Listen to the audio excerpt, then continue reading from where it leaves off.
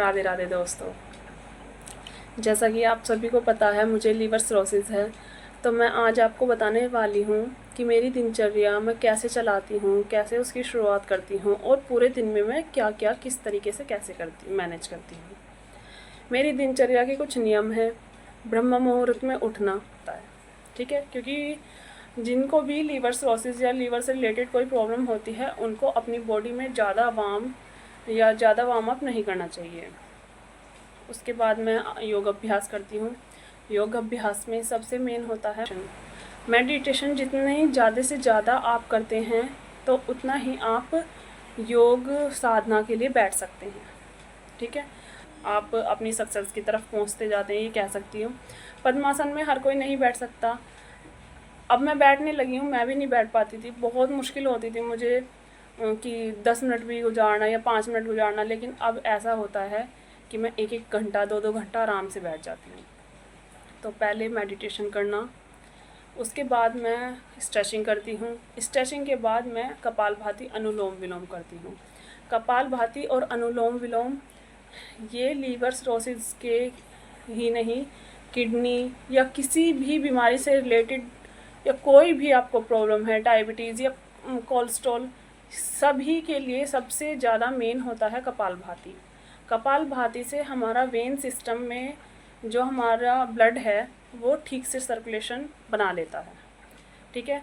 मैं कपालभाति और अनुलोम विलोम करती हूँ, जिसके साथ मैं 3 से 4 बार नाड़ी शोधन करने की भी कोशिश करने लगी हूँ। नाड़ी शोधन और अनुलोम विलोम में बहुत ज़्यादा डिफरेंस होता है। अनुलोम विलोम में क्या होता है कि हमें बैलेंस करना होता है दोनों लेफ्ट को, ठीक है। लेकिन नाड़ी शोधन में क्या होता है, उसमें रेशो होता है, 1/24 का रेशो होता है कि पहले सांस को भरना, फिर उसे 20 सेकंड के लिए रोकना और फिर उसे 4 सेकंड के अंदर बाहर कर देना, ठीक है।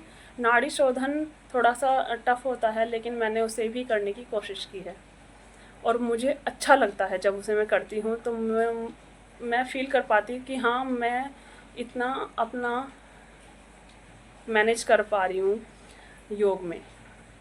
और योग साधना इज़ अ वंडरफुल मेडिसिन। मैं माला जाप करती हूँ। माला जाप में कभी बस एक दिखाने के लिए मैंने वीडियो डाला हुआ, बाकी मैं माला जाप वीडियोस में नहीं दिखाने की कोशिश करती, क्योंकि वो एक मेरा टारगेट होता है कि हाँ, मुझे डेली ही माला जाप इतना या इतना करना होता है। मैं डेली अपना ये रूटीन अपनी डायरी में नोट करती हूँ अकॉर्डिंग टू डेट्स, सब कुछ चीज़ें कि मैंने आज क्या गलती की है, क्या नहीं की है, मैंने कितने टाइम में उठी थी, मैंने क्या खाया था, क्या नहीं, मतलब मैंने डाइट ली है या नहीं ली है, और मेडिसिन टाइम पर ली है या नहीं ली है, वो हमें लिखना बहुत ज़रूरी होता है। जब तक आपको बीमारी है तब तक आपको ये लिखोगे। लिखने से क्या होता है कि हमारा टारगेट हो जाता है कि हाँ, अब हमें ये करना ही करना है।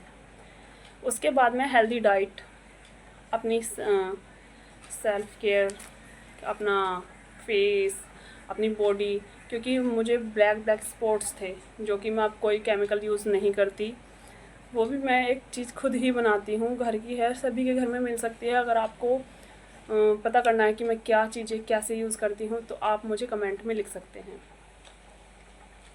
उसके बाद आता है मेडिसिन। मैं अपनी मेडिसिन लेती हूँ। मेडिसिन सबसे पहले मेडिसिन में मेरी एक खुद की घर की मेडिसिन है जो कि मेरी मम्मी मेरे लिए बनाती हैं। उसमें सभी को पता है कि गिलोय एक वंडरफुल मेडिसिन है। किसी भी डिसीज़ के लिए वो एक बहुत ही अच्छा काम करती है, लेकिन वो बहुत गर्म होती है, उसकी करनी चाहिए। इस सब को बैलेंस करते हुए मेरी मम्मी मेरे लिए एक ग्लास काढ़ा बनाती हैं जो कि आधा किलो के समथिंग होता है। उसे मैं पूरा 1 ग्लास जूस पीती हूँ, ठीक है। अगर आपको उसका भी डिटेल चाहिए तो आप मुझे कमेंट में वो भी बता सकते हैं। फिर मैं अपना डाइट लेती हूँ, 2 तरीके से लेती हूँ। एक होता है कि प्लेट 1 और एक होता है प्लेट 2। प्लेट 1 में मैं फ्रूट्स हैं तो फ्रूट्स, वेजिटेबल हैं तो वेजिटेबल्स, अदरवाइज़ उसके आधा 1 घंटा बाद जो कि लंच में हमेशा मैं बॉयल फूड खाती हूँ। बॉयल फूड में जैसे कि कोई भी बॉयल सब्जी, उसमें सेंधा नमक यूज़ करती हूँ, बाकी मैं कोई ऐसी चीज़ें नहीं डालती। हरी मिर्च को हम साबुत डाल सकते हैं, अगर ज़्यादा कंडीशन ख़राब नहीं है तो हम काट के डाल सकते हैं, लेकिन मसालों का मैं बिल्कुल भी यूज़ नहीं करती। नेक्स्ट आता है रीडिंग। ये एक मेरा लास्ट टारगेट होता है कि रीडिंग करना इट्स कंपलसरी। चाहे आप 2 पेज पढ़ो, 1 पेज पढ़ो, लेकिन कुछ ना कुछ न्यू पढ़ो और उसका एक टारगेट बना लो कि हाँ, हमें ये इसके बारे में जानना है और इसके बारे में पढ़ना है, जो कि आपके माइंड को बहुत ही रिलैक्स करता है। और सबसे पहले ये चीज़ें हमारे माइंड पर काम करती हैं, जैसे कि हमें किसी भी बीमारी में स्ट्रेस ज़्यादा फील करते हैं, हम डिप्रेशन में आने लगते हैं, एंजाइटी होने लगती है। तो सबसे पहले हमारे हार्मोन्स, गुड हार्मोन्स के जो सेल हैं वो एक्टिवेट होने लगते हैं और हमारा जो माइंड है वो रिलैक्स होने लगता है धीरे धीरे। ब्रेन किसी चीज़ को कंसंट्रेट कर पा रहा है या किसी चीज़ पर कंसंट्रेट कर पा रहा है तो हम उस चीज़ में कामयाब हो सकते हैं। अगर हम ये चीज़ नहीं कर पा रहे हैं तो हम कभी नहीं हो सकते। और सभी चीज़ों में सबसे मेन होता है हमारा कंटिन्यूटी, कि उसे बनाए रखना ही सबसे पहली जीत होती है। अगर उसे आपने 1 दिन करा, 2 दिन करा, हफ्ते में करा या 1 दिन छोड़ दिया, ऐसे आप कभी कामयाब नहीं होंगे, ना ही मैं। इसलिए मैंने जो अपने वीडियोस डालने भी स्टार्ट किए हैं वो मैंने 8 जुलाई से 8 अगस्त तक पहले मैंने सिर्फ़ और सिर्फ इस चीज़ की प्रैक्टिस की। और इस चीज़ की प्रैक्टिस, क्योंकि मेरी कंडीशन क्रिटिकल थी कि मेरा एल्बुमिन इतना बढ़ चुका था कि मुझे चीज़ें याद नहीं रहती थी और मैं भूल जाती थी कि कोई चीज़ कहाँ होती है। तो फिर उसके बाद मैं इतना मैनेज कर पाई हूँ कि मेरी इम्यूनिटी पावर बहुत अच्छी हो गई है।